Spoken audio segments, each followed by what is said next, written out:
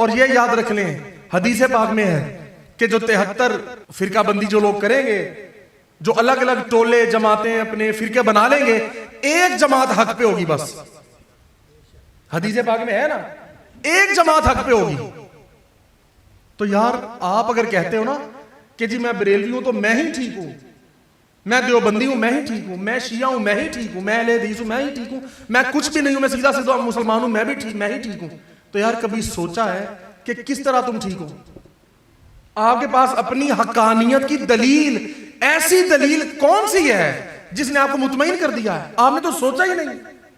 आपने ये सोचा मैं इस फिरके में हूं तो इसलिए ये फिरका ठीक है, अगर मैं देवबंदी हूं तो देवबंदी ही ठीक है, अगर मैं बरेलवी हूं तो बरेलवी ही ठीक है, अगर मैं शिया हूं तो शिया। यानी आपने ये नहीं सोचा कि शिया देवबंदी वहां भी ठीक होना, ये नहीं सोचा, ये सोचा कि मैं जिसके साथ हूं ना बस वो ठीक है।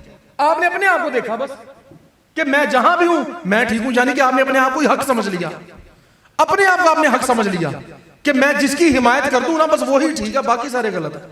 तो यार सबसे पहला तो स्टेप ही ये मैं, इस मैं को खत्म करना है तो आगे कुछ मिलना है।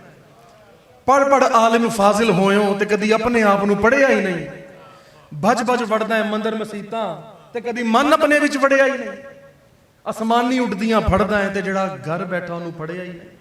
पहले अपनी मैं तो मुकाइए यार, फिर कुछ सोचें आगे।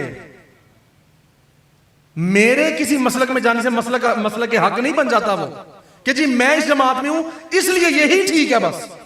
ये क्या बात है यार, हर बंदा यही सोच के बैठा है।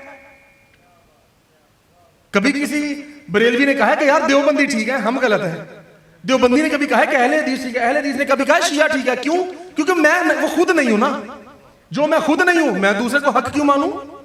तो जनाब मैंने तो हक उसको मानना जिस जमात में मैं हूं, यानी कि अपने आप को हक मानना है बस आपने। फिर अपने, ये बड़ा नुक्ता है समझने का, ये हर जमात के लिए हर फिरके के लिए बड़ा नुक्ता है ये। और कई कहते हैं जी हमारा कोई फिरका नहीं, वो भी अपने आप को हक समझी बैठे हैं। यार जब मौला अली फरमा दें कि अहले सुन्नत वल जमात, हुजूर जो लक़ब अता जो लफ्ज़ अता फरमाए अहले सुन्नत, मेरी सुन्नत पे अमल करने वाले और जमात में रहने वाले, जमात का लफ्ज़ और अहले सुन्नत का लफ्ज़ हदीस से अखज़ किया गया। तो आप कहें जी मैं ये नहीं हूं, मैं तो कुछ भी नहीं हूं। और भाई अगर तुम कुछ भी नहीं हो ना तो फिर तुम कुछ भी नहीं हो। और जिनकी निशानियां बयान कर दी गई, पूछा हुजूर वो कौन होंगे? बुजुर्गों से पूछा, फरमाया जो सलातो सलाम पढ़ा करेंगे। इमाम ज़ैनुल आबिदीन से किस हस्ती से पूछा गया तो हुजूर ज़ैनुल आबिदीन ने फरमाया वो लोग जो अहले सुन्नत हैं। उनसे पूछा जनाब आने वाले दौर में यह भी तो हो सकता है कि कई लोग अपने आप को अहले सुन्नत कहें, वो देख लें आज का जमाना है, अब कई अपने आप को अहले सुन्नत कहने वाले भी या रसूल अल्लाह नहीं कहते, सलातो सलाम नहीं पढ़ते, हम जी अहले सुन्नत है। तो पूछा हुजूर अहले सुन्नत तो कई होंगे, फिर उनमें भी कोई निशानी भी बता दें, हक कहां है?